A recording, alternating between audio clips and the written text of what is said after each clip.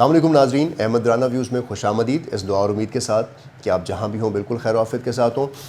ہم نے پچھلی سیکول ویڈیوز میں آپ سے یوکرین رشیا وار کے امپیکٹ گلوب کے اوپر اور پھر یورپ کے اوپر ڈسکس کیے۔ اس وقت ہم آپ سے ڈسکس کرنے جا رہے ہیں کہ رشیا اور یوکرین کے جو امپیکٹ ہیں وہ پاکستان کے اوپر کیا ہیں، اس کی امپلیکیشنز پاکستان کے اوپر ڈائریکٹ امپلیکیشنز کیا ہیں اور انڈائریکٹ امپلیکیشنز کیا ہیں۔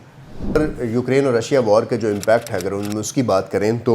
بہت سارے امپیکٹ ہیں جو پاکستان فیس کر رہا ہے یوکرین اور رشیا وار کی وجہ سے۔ پہلی چیز تو بڑی کلیئرٹی سے ڈیفائن کر لیں کہ پاکستان رشیا تعلقات اور پاکستان یوکرین تعلقات ان دونوں کے لڑنے کی وجہ سے اپنی اپنی جگہ متاثر ہوئے ہیں۔ اگر ہم صرف اکنامک امپیکٹس کی بات کریں تو رشیا نے پاکستان کے ساتھ جو 2021 میں ٹوٹل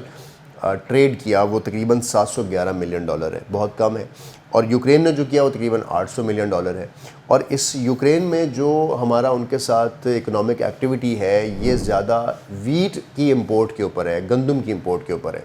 تو جب سے پاکستان کو گندم کا بحران کا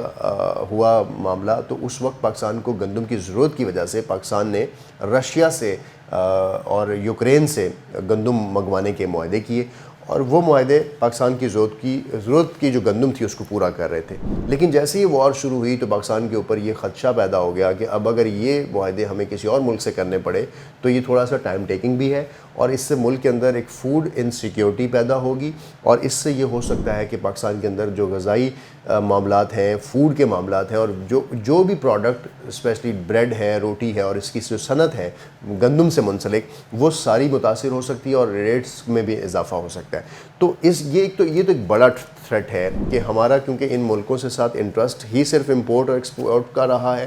ایکسپورٹ تو شاید ہم بہت کم کر رہے ہیں، امپورٹ کا رہا ہے، تو اب ہماری امپورٹ جو ہے وہ ان سے انٹرپٹ ہو سکتی ہے۔ لیکن اس وار کے کچھ اور ایسے انڈائریکٹ ایفیکٹس تھے جس کی وجہ سے ہمارا ملک جو ہے اس وار سے متاثر ہوا ہے۔ سب سے پہلے جیسے فوڈ کرائسس پہ تو میں نے بات آپ سے کر لی کہ ہمارا گندم کا بحران کا خدشہ رہا، اور ابھی دوبارہ سے ہم نے رشیا اور یوکرین کے ساتھ اس کو بحال تو کیا ہے، لیکن وہ ابھی بھی رسکی ہے کہ شاید کسی بھی وقت اگر اس وار کے اندر مومنٹم بڑھتا ہے تو یہ چیز دوبارہ سے ڈسٹرب ہو سکتی ہے۔ دوسری بڑی چیز ہے جو وہ انرجی کی ہے، کیونکہ پاکستان اس وقت انرجی ڈیفیسنٹ ہے۔ پاکستان اپنی انرجی ضروریات کو، اسپیشلی گیس کو، LNG کی امپورٹ سے پورا کر رہا ہے، اور جیسے ہی یوکرین رشیا وار ہوئی تو دنیا کے اندر LNG مارکیٹ کی ریٹس جو ہیں وہ انکریز ہو گئے۔ جیسے ہم نے پچھلی ویڈیو میں آپ سے شیئر کیا، پچھلی بات میں آپ سے شیئر کیا کہ قطر ہے، اسپیشلی افریقن کنٹریز ہیں جہاں سے یورپ کے کچھ محدود ممالک جو ہیں وہ LNG منگواتے تھے، لیکن اب باقی تمام ملک نئی یورپی یونین کی پالیسیز کے مطابق LNG کے اوپر شفٹ ہو رہے ہیں۔ تو ان کی یہ جو شفٹنگ ہے، اس شفٹنگ کی وجہ سے جو ریٹ ہے LNG کا وہ انکریز ہوا، اور پاکستان کو آف کورس انرجی کرائسس میں اس ریٹ میں اضافہ ملا۔ دوسری چیز گلوبل آئل پرائسز۔ دنیا میں مختلف ٹائم پر جب وار یا کرائسس کی صورتحال ہوتی ہے تو آئل پرائس ضرور متاثر ہوتے ہیں۔ اس بار جو برینٹ کروڈ آئل ہے وہ $124 پر بیرل پہ گیا، جو کہ عمومی طور پر 40 یا 50 کے درمیان ٹریڈ کرتا تھا۔ تو ڈالر میں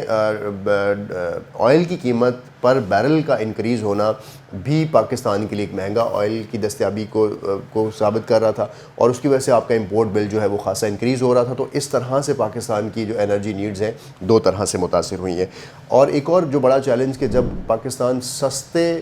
تیل اور سستی گیس کے معاہدوں کے ممالک کو ڈھونڈ رہا تھا، تو اس وقت رشیا ایک بہترین پارٹنر کے طور پر پاکستان کے ساتھ اٹیچ ہو سکتا تھا، لیکن اس وار کے بعد اب وہ سینکشنز اور اب ان انٹرنیشنل پریشرز کا بھی پاکستان کو سامنا ہے کہ اب کس طرح سے سستا آئل یا سستی تیل جو ہے وہ رشیا سے لی جا سکے، اور اس ساری وار کے اندر اپنے آپ کو بھی اسٹریٹجیکلی سیف رکھا جا سکے۔ بنگلہ دیش، انڈیا اور چائنا آلریڈی سستا تیل جو ہے وہ رشیا سے لے رہے ہیں اور اپنی ضروریات پوری کر رہے ہیں۔ اس کے بعد اگر ہم اور بات کریں تو جو سٹیل ہے وہ پاکستان امپورٹ کر رہا تھا۔ ہماری جو کنسٹرکشن کمپنیز ہیں یا جو پاکستان کے اندر ہونے والی ڈیولپمنٹ ہے اس کے اندر ایک خاصا انکریز آیا، اور اس کے اندر وہ انکریز اس لیے آیا کہ پاکستان کی اپنی جو سٹیل کی ضروریات ہیں وہ انڈیا سے تو پوری ہو سکتی ہیں، لیکن ظاہر انڈیا سے ہماری ٹریڈ بند ہے، تو ہم اپنی سٹیل کی ضروریات جو ہیں وہ بھی زیادہ امپورٹ جو ہے وہ یوکرین سے کر رہے تھے، تو سٹیل بھی ہمارے پاس کم آ رہی ہے۔ تو یہ بھی ایک پاکستان کی جو کنسٹرکشن اور ڈیولپمنٹ سائڈ ہے، انفراسٹرکچر ڈیولپمنٹ سائڈ ہے، ہمارے پروجیکٹس ہیں، ان کی کاسٹ بڑھ گئی ہے۔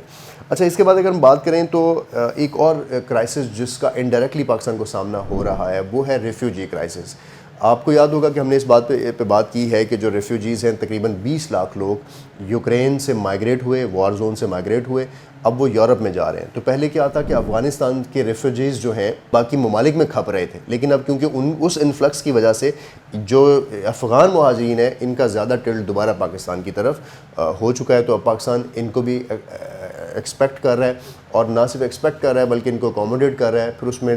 ہیومن ٹریفکنگ کا ایلیمنٹ جو ہے وہ پاکستان کے اندر زیادہ بڑھ رہا ہے، کیونکہ یہ لوگ اللیگل مینز کے ساتھ ہائیڈ آؤٹس کے اندر آ کر پاکستان میں چھپنے کی کوشش کر رہے ہوتے ہیں، یا پھر اس پریشر کو بڑھنے کی وجہ سے. اور جب ان کے ڈورز کلوز ہوتے ہیں ان دا ورلڈ، تو پھر پاکستان اس وار زون میں رہنے کی وجہ سے افغانستان کے ریفیوجیز کو بھی اکوموڈیٹ کر رہا ہے. اچھا، اس کے بعد ہمارا جو ڈپلومیٹکلی ایک پریشر پاکستان پہ بلڈ ہوا ہے، یہ ایک اور اس کا امپلیکیشن ہے، کیونکہ یہاں پر کیمپ پالیٹکس جو ہے پاکستان کے ساتھ شروع ہو گئی. جیسے اگر ہم کہیں کہ ہم انڈین کیمپ، ہم رشین کیمپ کا حصہ بنیں گے یا ہم یورپین کیمپ کا حصہ بنیں گے، پھر یو ایس کا اس میں پریشر ہونا، تو پاکستان کی جو فارن پالیسی ہے اسپیشلی اس کے لیے ایک بہت زیادہ چیلنجنگ سی صورتحال تھی کہ ہم آلریڈی اکنامک کرائسس میں ہیں، نیئر ٹو ڈیفالٹ کی باتیں ہو رہی ہیں، پاکستان کا امپورٹ بل انکریز ہو رہا ہے، آئی ایم ایف سے آپ نے ابھی لون ٹرنچ لینی ہے، افغانستان کی ایپیسوڈ ابھی آپ نے فیس کی ہے، کووڈ کے بعد آپ بھی دنیا کی طرح باہر آئے ہیں. تو اتنے سارے چیلنجز میں دنیا کی لڑائی کو دوبارہ سے لڑنا، نیوٹرل رہنے کی کاسٹ کو پے کرنا،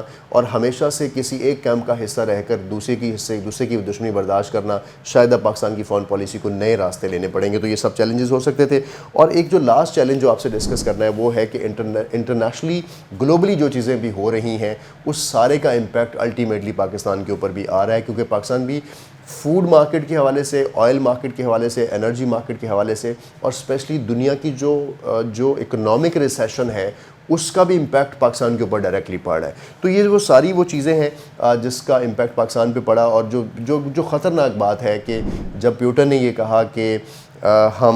وی are ready by all means, یعنی وہ نیوکلیئر تھریٹ کر رہا ہے یوکرین کی وار کے حوالے سے ان ممالک کو جو اس کے ساتھ لڑنا چاہتے ہیں، تو اس ساری وار کا امپیکٹ جو ہے وہ نیوکلیئر امپیکٹ بھی پاکستان کے اوپر پڑے گا. جب آپ کسی ایک جگہ پر کوئی ایسی چیز پیدا ہوتی ہے کہ کوئی ملک کسی سے ناانصافی کر رہا ہے، اور آپ اس ناانصافی پہ یا تو چپ رہتے ہیں یا دنیا میں وہ ایک نیا ٹرینڈ سیٹ ہو رہا ہوتا ہے کہ آپ دنیا کے ممالک پہ قبضہ کرتے ہیں، تو یہ بھی ایک ایسا چیلنج ہے پاکستان کے لیے کہ ہم اپنا کشمیر کا سٹانس میں بھارت کی انوالومنٹ کو پھر کس طرح دیکھتے ہیں، اور پھر یوکرین کے اندر رشیا کی انوالومنٹ کو کیسے دیکھتے ہیں. کوشش تھی کہ کچھ ایسے ایریاز کو آپ سے شیئر کیا جائے کہ پاکستان کے اوپر ان پڑنے والے اثرات کے